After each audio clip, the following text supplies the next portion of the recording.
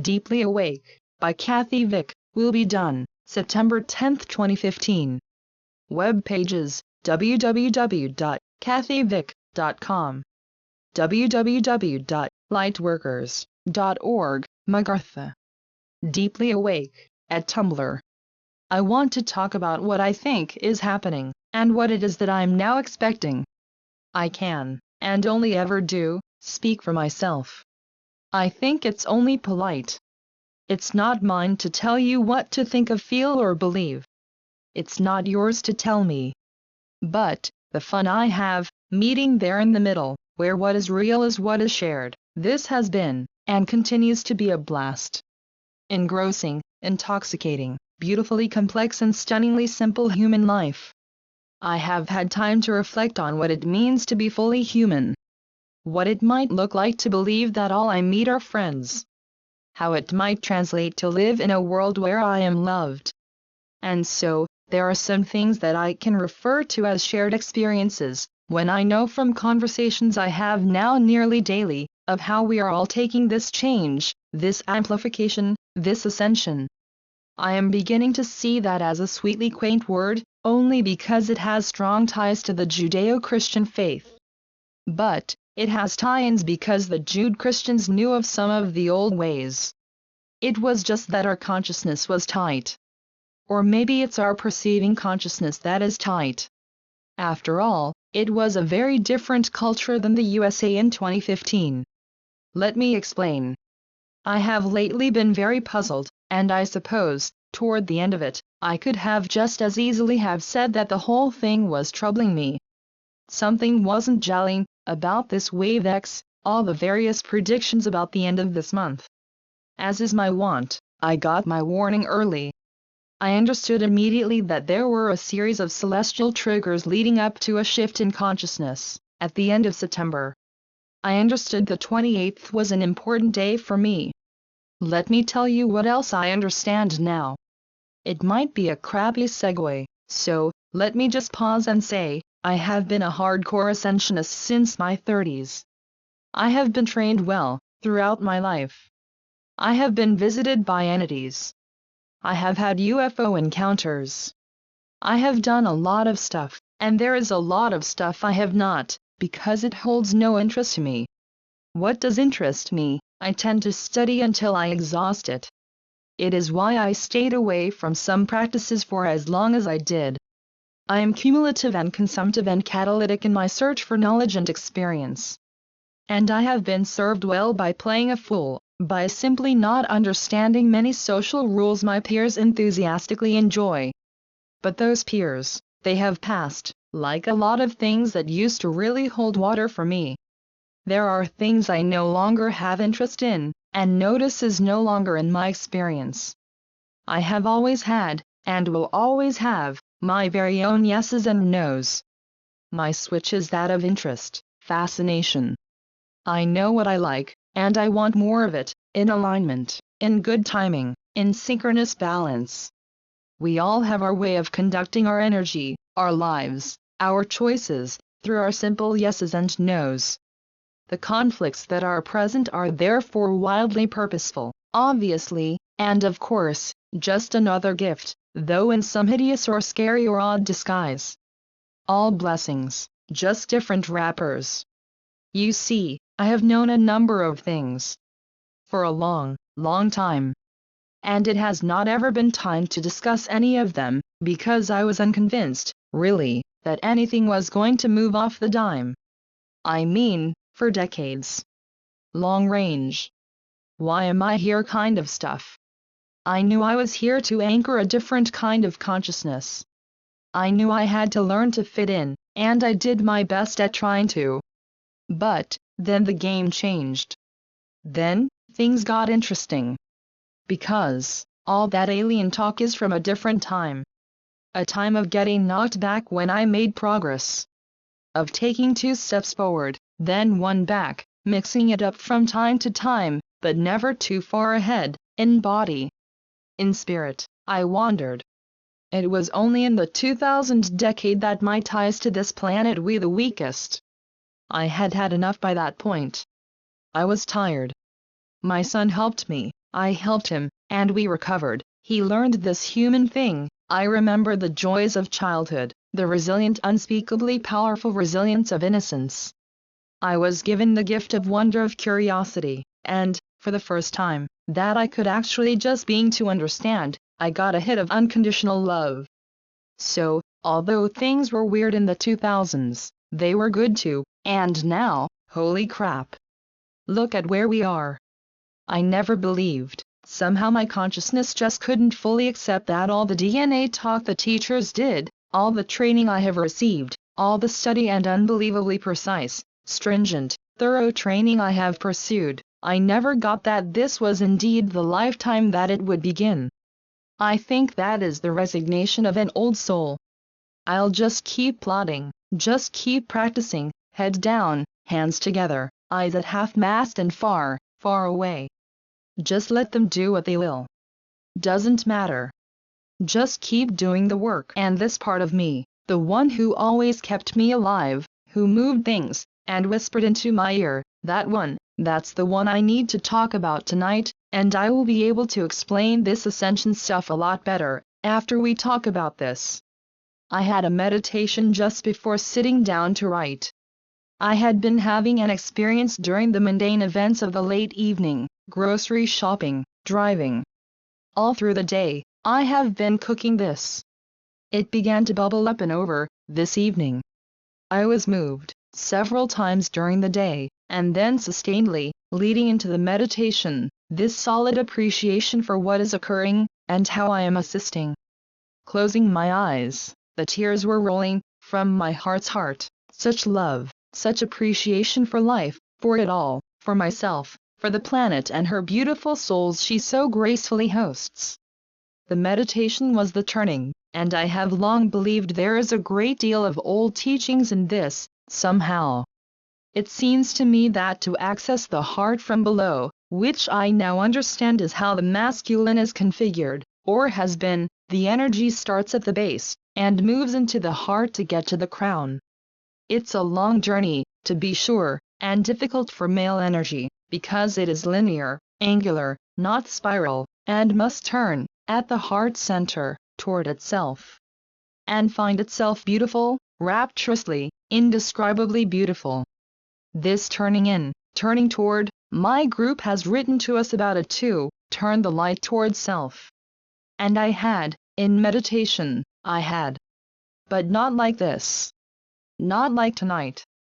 Maybe it has less to do with gender and more to do with consciousness.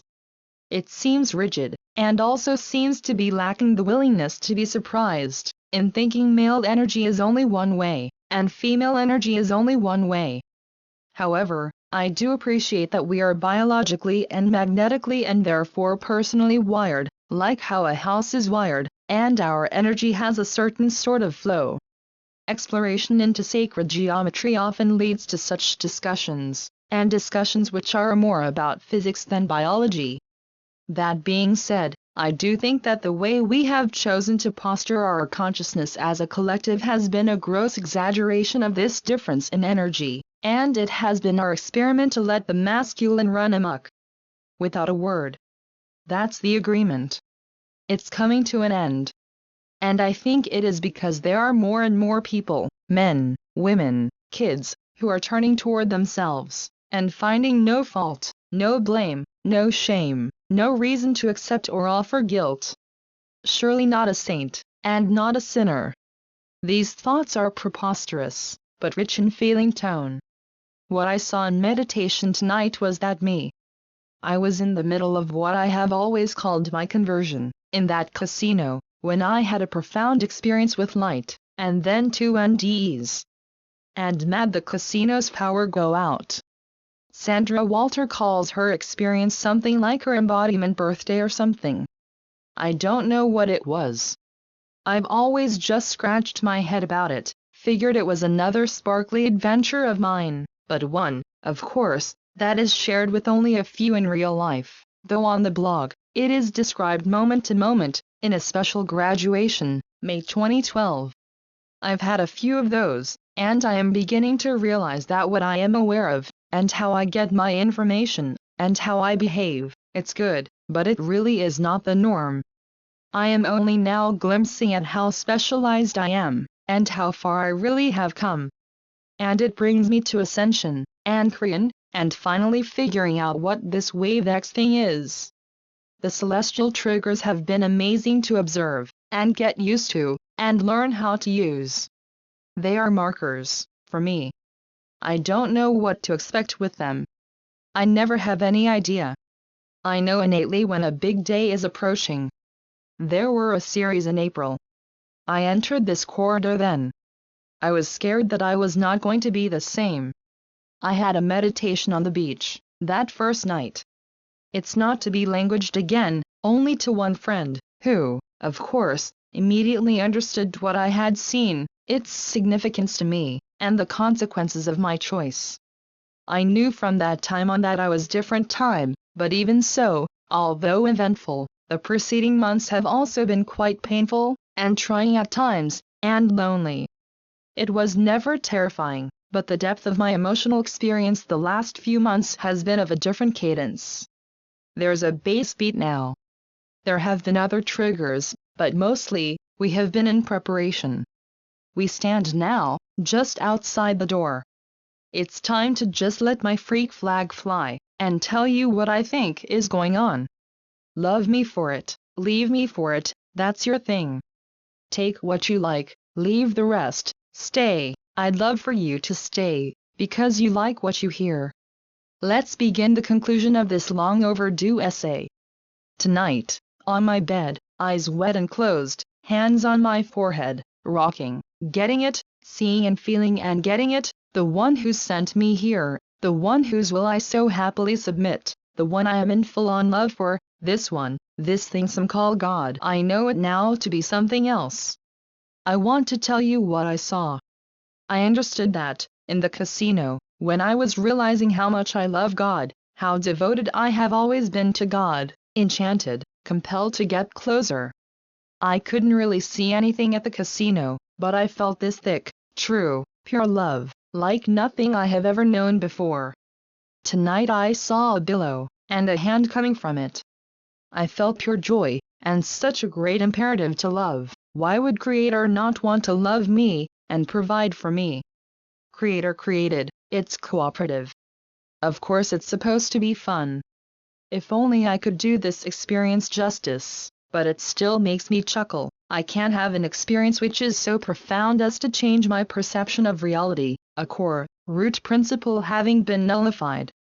Clears the head, makes it swimmy sometimes. And then I try and write about it.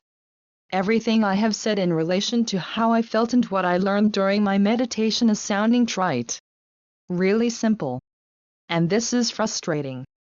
I understood, down in my bones, my blood, my skin. I am made in and from an individualized part of Source. Big, so big, and yet, a drop in a vast ocean of intense beauty, intense meaning, angelic beauty and all. So, I see now things I did not before, and can believe things of myself and others that did not seem possible earlier today.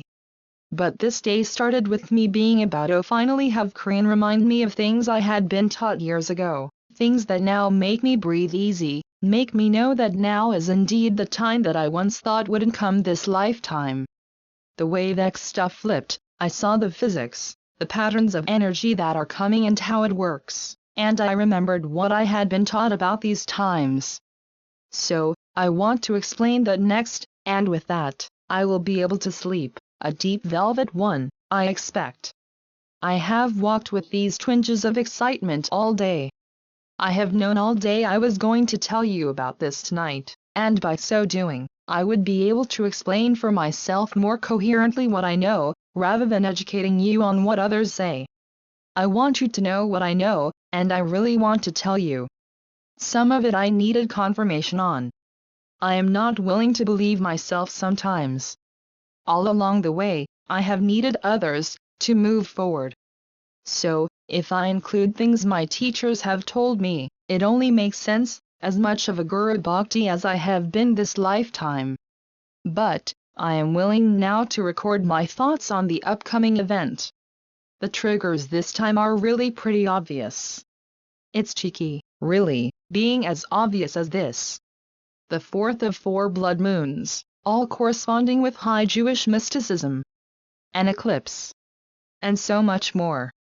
One site has something big pegged for the 23rd and the 24th, and tons of synchronistic proof. I think it's a little silly to pinpoint a moment, a precise moment, when something this big changes. I find that a hard one.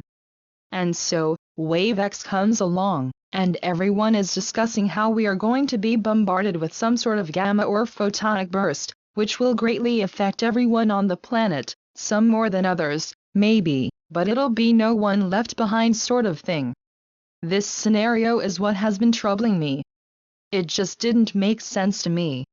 It felt too mechanistic, like we were going to be done to. And that's not my understanding of this gig. Then, Krian said his piece. He explained the belt of energy we are now moving through, but have yet to fully experience as something that the Earth has never traveled through when humanity was on its surface. No flesh has experienced where we are headed. It isn't coming for us. We are just very naturally moving into it. I like that better. And this energy is from where the Wave X is from, the great central sun source. Home. It is a pulse. It is a different way of thinking and being. And it is not new to some of us. This is the part that Krian only alludes to, and where I need to go now. I have found this to be eerily accurate, by the way. The way I understand this is that Earth has been protected, and in what has been called a quarantine. Not because we are infectious or too broken to fend for ourselves, or any other such nonsense. We have been in a shell of energy. Protected, perhaps, yes, because the experiment was still underway. But, we've passed the last big markers. In 1987, in 1994, in 2012, and then, we have spent these last years in preparation for the lid to finally come off. For the curtains to be pulled back, for the overlays to burn off. As we travel forward, I know that things are going to get better and better. They are now. Daily. It is not as if my problems and challenges have resolved themselves. Far from it. Far, far from it. But I am at peace with it now. I know it's cooperative, now, with my Creator, and with others' creators, and, in dream time, we walk this land together, hatching plans, making agreements, and doing our work. I don't know if the energy we are traveling through is what burns off the Drick. I think, instead, it's more like it is communicated to us biologically, innately, and how we interpret it is our business. The only consistent message I have received about the coming events is that one can go as far as one wishes with it. Or it can be consciously ignored. Ridiculed, even. Doesn't matter. Those who know how to access it, and those who simply want it, can have it. How far, and where, each of us goes with what comes next is more to do with our willingnesses and natural bents than anything. I am already feeling it. I already appreciate a great change in temperament, and although my behavior is different with every situation, this core that speaks, it is ever stronger, and ever more recognizable. The humor, the empathy, the innate tolerance, it is more palpable. And more valuable to me than ever.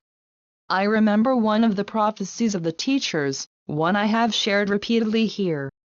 That there is a null zone, they called it, a place of darkness. 3 days of it.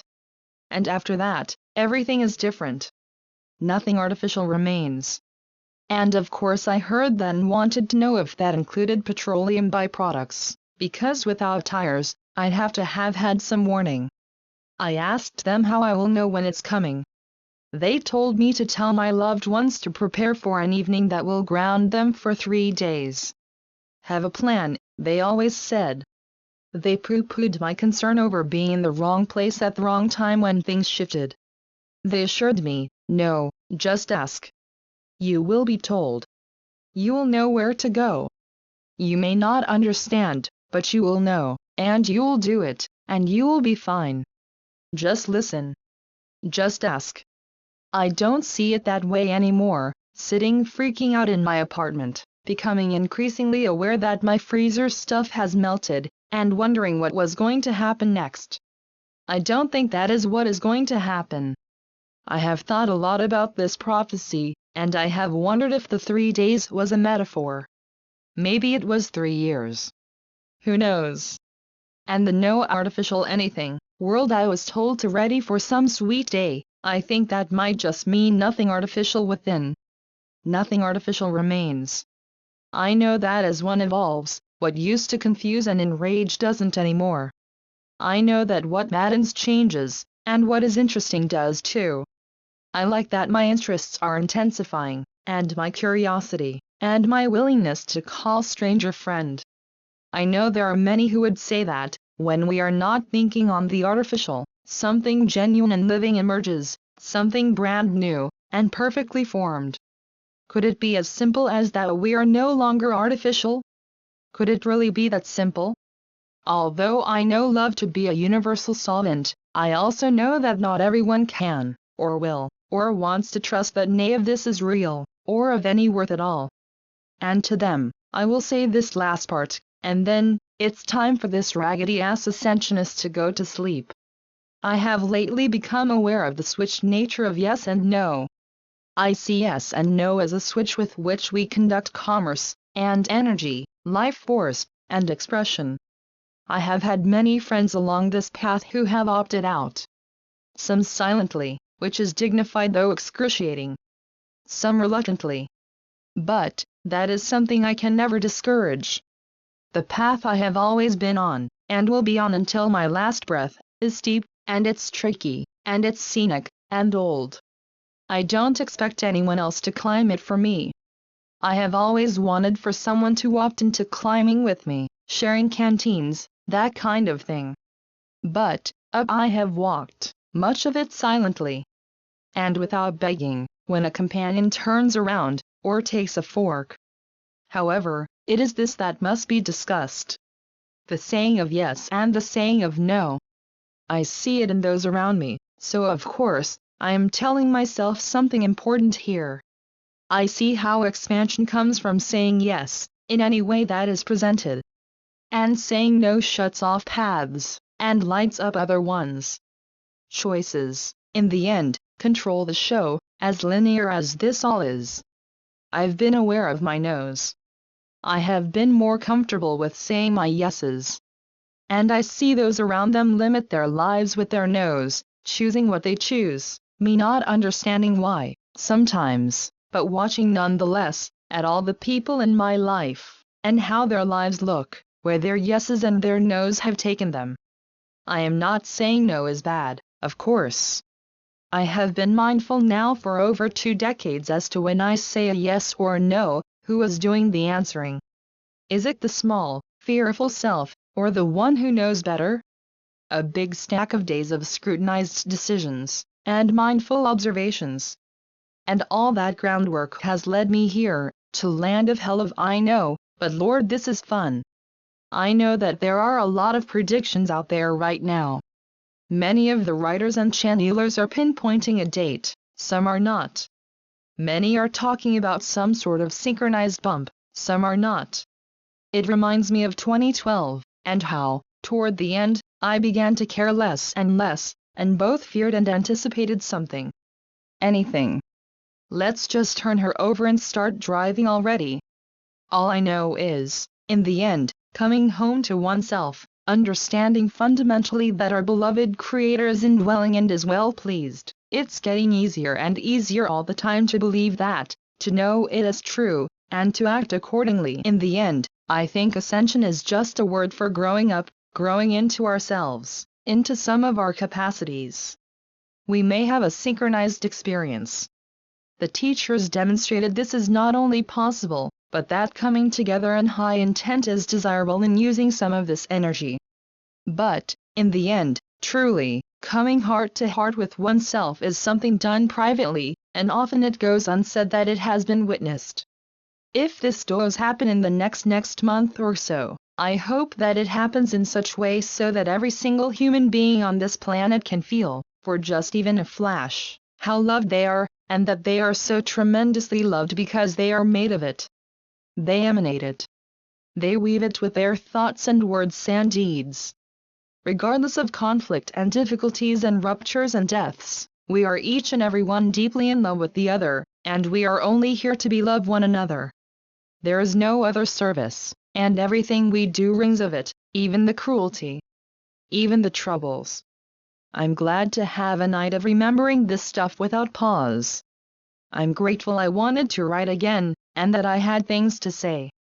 I have no idea how any of it will sound, and I am past caring.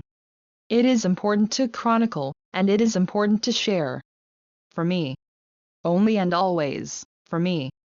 I was afraid that when I came back, the someone I imagine across from me as I speak intently and softly and animatedly, I was afraid maybe you would not be here again, when I finally got ready to reveal my thoughts.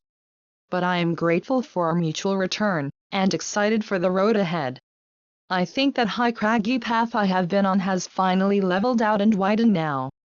And I am glad to see you have been on it too, and we are able to take this rest together, to share my joy and relief. I named this essay Will Be Done because, during my conversion, what shifted things to cooperation with whatever was visiting me, intellectual and emotional surrender and cooperation, was when I finally had to decide to stay or go. In the most reverent humility I have ever known, I said words I completely understood. Not my will, but thine be done. 3 times. I can no longer say not my will, but thine. That part. Only because at this point, the pronouns confuse me. Who is who, really? All I do know is that this me, the one typing past curfew, she thinks she is singular. She is not.